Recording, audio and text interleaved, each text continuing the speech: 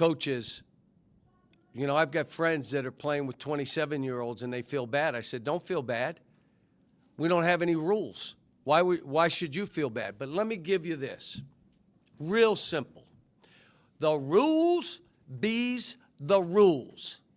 So if you put your name in the draft, I don't care if you're from Russia and you stay in the draft, you can't play college basketball. Well, that's only for American kids. What? If your name is in that draft and you got drafted, you can't play because that's our rule. Yeah, but that's only for American kids. Okay. Okay, now, here's the next lawsuit. Well, we don't have a say over European players. You do if they're playing in college basketball. So that means you don't have a say over high school kids. So whatever a high school kid does before he comes here, don't you do one thing because there's a suit. Because what you're saying is, if he's in Europe, we don't have the same rules. What? If he puts his name in the draft, he can't go to college. He left his name in. Well, that's different because he's European. Okay, you're not doing anything with a high school player then. We don't have any jurisdiction over a high school player, do we? We don't. So when they come, you just got to say, all right, now they're here. The other thing, the eligibility. Again, real simple. You got 5 years to play 4. If you stay at the same school 4 years, we'll give you a 5th year. If your coach leaves or is fired, you can transfer without penalty.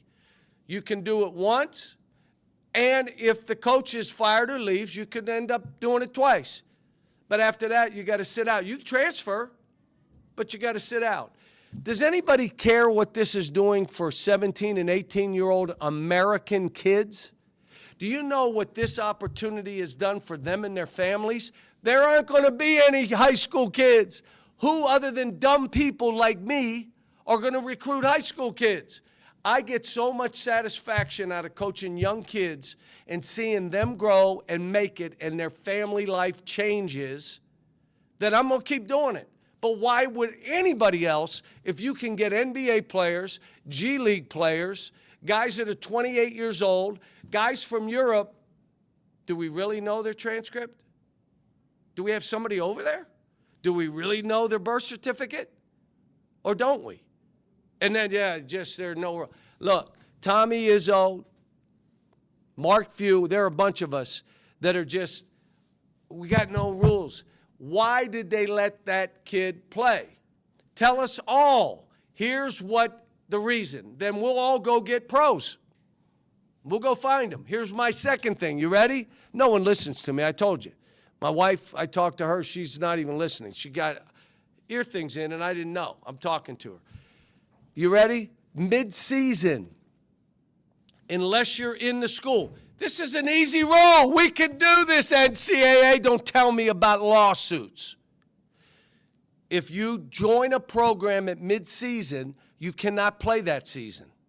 If you're in school and have to get yourself eligible, that's okay. You can play the second term without playing the first. What? So now, let me ask you this. What does that do for the kids in the program that you're bringing kids in at midseason when it was their opportunity? I mean, I just don't get any of this. And again, Tommy, Mark Few, myself, we got my son, their sons are in this. I just want to help it before I'm out for my kid. I'm very selfish. But it's for that. But this stuff here, I just gave you what we could do. I'm going to give you one other. The collectives on our campuses, whether you're doing it through your media people, whatever, cannot be involved in recruiting in any way or transfers. But if a kid's on your campus for a year, give them what you want to stay. So we'll get more kids staying. How about this? It'll be great for them academically. They'll probably make more money, but they'll be academic. We're not going to have kids leaving after transferring 4 times. What's the percentage of kids that make the NBA? Unless you play for me, what would be the percentage? Like it's like 1% or less? That means 99% of the college players that are getting money, it's fugazi. Fugazi. Because they're getting 400, 500, 800, a million, and they're not pros. So now they have to go get a job after 4 stops. No college degree. No loyalty from the state or the program or anybody. You were a mercenary. Okay. Now you got to go get a job. I don't care what a kid makes. It doesn't. But I do care what we're doing to young people. If all these kids can make $4 million, I don't care. But what we're doing by letting them have transfer at will. Transfer once. Coach leaves. You can go twice without penalty. But other than that, you got to sit out.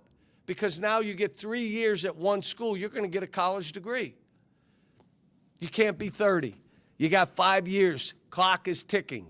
If you go pro, I don't care what country you're from. You leave your name in. You cannot play college basketball. If you transfer mid-season, can't play.